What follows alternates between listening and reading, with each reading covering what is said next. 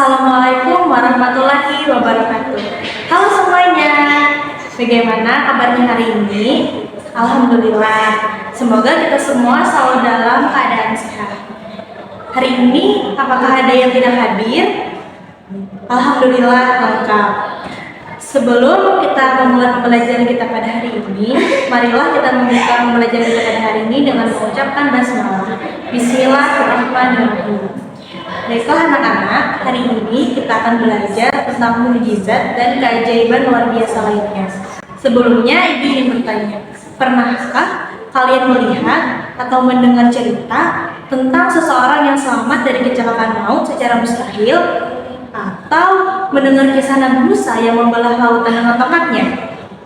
Dalam logika manusia, itu semua tidaklah mungkin.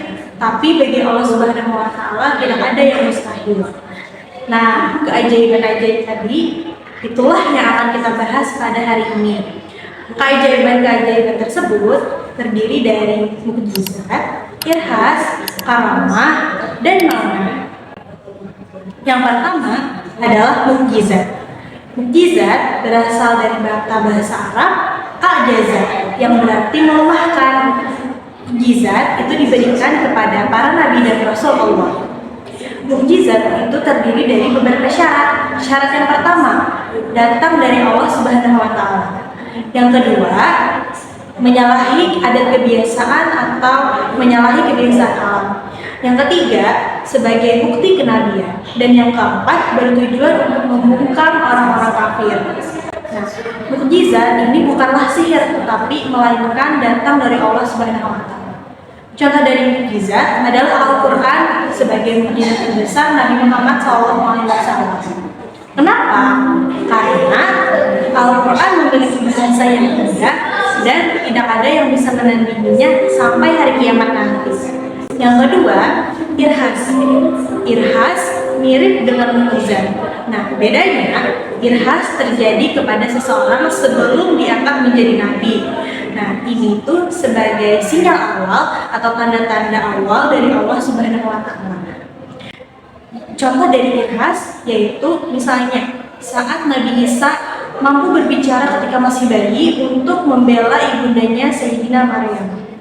Atau kisah Nabi Muhammad ketika masih kecil yang selalu diiringi awan kemanapun beliau berjalan supaya beliau tidak merasa kepanasan. Yang ketiga yaitu karamah. Karamah ini diberikan kepada para wali-wali Allah sebagai bentuk penghargaan. Kisah karamah yang paling terkenal yaitu kisah Ashabul Kahfi. Pemuda yang ditidurkan Allah di dalam gua selama 309 tahun untuk mempertahankan keimanannya. Dalam 309 tahun itu Allah menjaga mereka hingga tidak merasa rusak sedikit pun. Yang keempat yaitu ma'unah. Ma'unah ini bisa terjadi kepada siapapun, bahkan kita semua.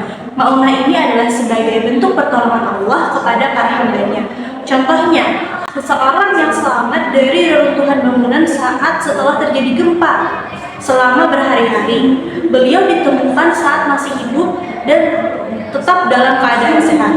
Jika dipikirkan, itu bukankah mustahil? Tapi bagi Allah tidak ada yang mustahil, bukan? Sampai di sini, apakah ada yang bingung? Bu, apa sih bedanya karamah dan ma'unah? Karamah itu diberikan kepada para wali Allah sebagai bentuk penghargaan. Ini yang perlu digarisbawahi. Sedangkan ma'unah itu diberikan kepada kita orang-orang mukmin sebagai bentuk pertolongan Allah dalam keadaan terdesak. Nah, keduanya itu sama-sama sebagai bukti kasih sayang Allah kepada kita semua.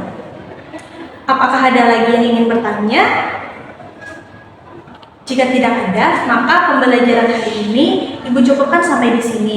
Kesimpulannya adalah mukjizat itu diberikan kepada para nabi-nabi dan rasul Allah, irhas diberikan kepada calon nabi, karamah diberikan kepada para wali-wali Allah, dan ma'unah diberikan kepada orang-orang mukmin sebagai bentuk pertolongan Allah Subhanahu wa Ta'ala. Nah, untuk minggu depan silahkan kalian cari kisah-kisah ma'unah yang ada di sekitar kita. Nah, dari pembelajaran kita pada hari ini dapat kita ambil pelajaran bahwa tidak ada yang mustahil bagi Allah Subhanahu wa Ta'ala. Maka dari itu, jangan pernah berhenti berdoa. Demikian pembelajaran kita pada hari ini. Marilah kita tutup dengan membacakan hamdalah. Alhamdulillahirabbil alamin. Terima kasih atas semangat dan perhatiannya. Sampai jumpa pada pertemuan berikutnya. Wassalamualaikum warahmatullahi wabarakatuh.